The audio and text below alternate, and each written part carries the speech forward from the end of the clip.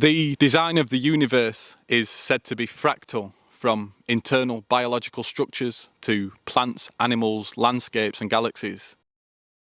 So a fractal is essentially a pattern or structure that repeats itself in increasingly fine scales, and so it creates shapes of rich visual complexity. The fern plant is a good example of fractal geometry in nature. You'll see that the whole shape of the fern repeats itself the closer we look.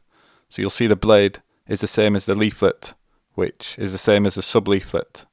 So this repeating structure makes up the larger shape. If I were to draw a tree or simulate it, I would show a branching, then smaller branching from there, and smaller yet.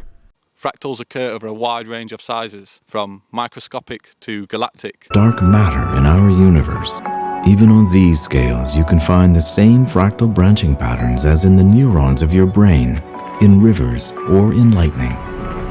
Fractals are omnipresent in nature, the distinguishing characteristic being the self-similarity of repeating patterns, in which every small part resembles that of the whole.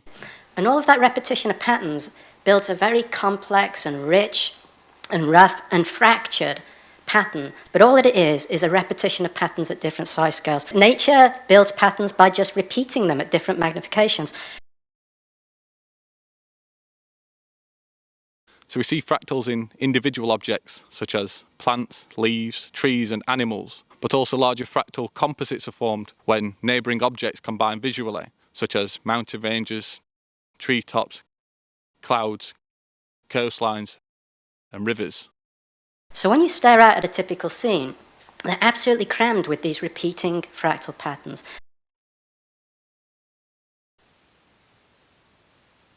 Within less than 100 milliseconds, the process in the brain which determines an environment's health-giving qualities and attraction or avoidance has subconsciously occurred, meaning that we have already reacted to the visual stimuli of an environment before we have consciously done so. But going beyond aesthetic attraction to our environments, fractal patterns of the right dimension have been shown to exert measurable healing effects on humans. For more reading on this, I'd recommend the papers shown here, link in the description. They summarise how the eyes have evolved over millions of years in environments full of fractals, and as such we have developed a visual system based on fractal structure. Eye tracking software shows how the visual system registers and responds to fractal and non-fractal environments, and the implications this has on our physical and mental health. It also covers how the fractal structures in our eyes matches that of the fractal structures found in nature, and why we resonate with these, as well as the idea of fractal fluency, being that the eyes can efficiently scan and process large areas and are drawn to certain fractal structures which are supportive of life and survival. So fractal dimension is the measure of the complexity of a fractal. We refer to this measure as the D value. So for reference, a straight line has a D value of 1 and a basic filled shape has a D value of 2. Well, fractal patterns lie between these values of 1 and 2. In nature, the fractal dimension values of coastlines, plants, trees, clouds, waves, shells, rock formations, etc. have fractal dimensional values ranging from 1.2 to 1.7. The closer the values are to 2, the more complex the fractals become.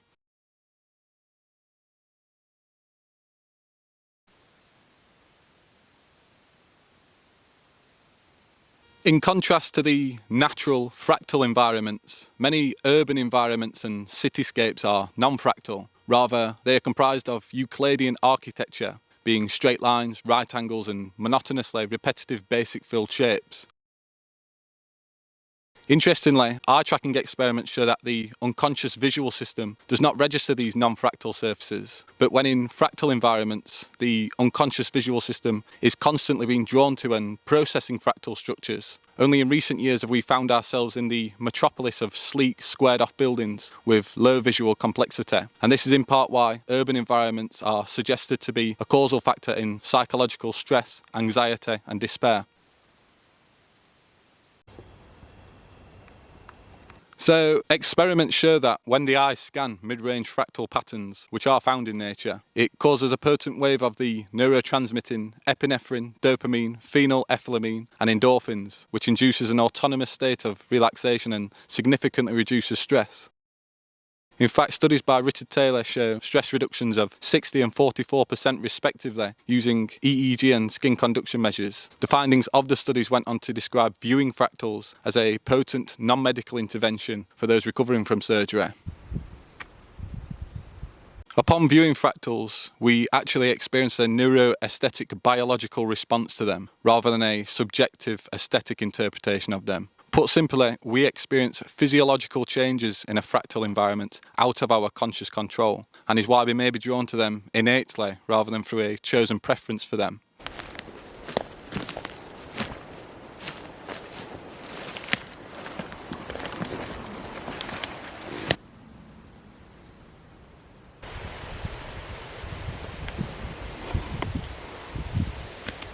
EEG analysis of the brain also indicates that when in fractal environments, both alpha and beta brainwaves are greatly heightened, which induces states of relaxation and arousal. This causes a state of being wakefully restful, in which the mind is able to relax and restore from the constant mode of directed attention in chaotic environments. Here, stress is freed up from the mind, allowing space for the mind to work in other areas, i.e. reflection, introspection, creativity, or just blissful awareness, out of the cerebral mind of constant thinking and ruminating over thoughts, past conversations, and future worries.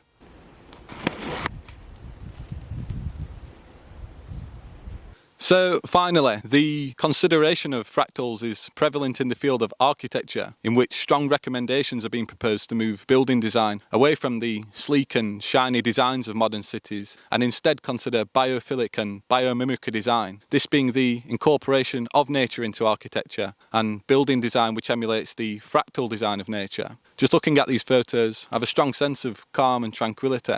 As I've discussed, multi-fractal environments bolster well-being and lessen stress. So we see examples of fractal design being used throughout different cultures, from the Hanging Gardens of Babylon, Hindu temples, Buddhist monasteries, Christian churches, Islamic mosques, and African settlements. All of which have inspired awe and wonder in so many people throughout history. Singapore is an example of a modern city which has embraced this approach, their motto being to be a city within a garden, rather than having a garden in the city. Biophilic design is how do we then design in such a way that we embrace nature, we try to bring nature into the city.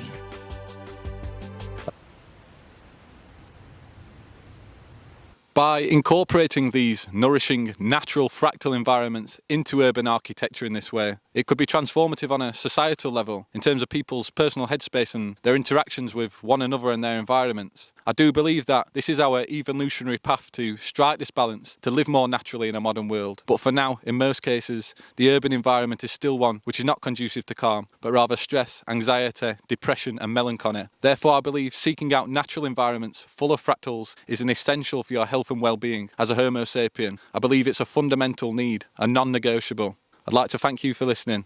Thank you. If nothing else, just get you sent out. Like, nature will give you abundance. Trust me, serious energies.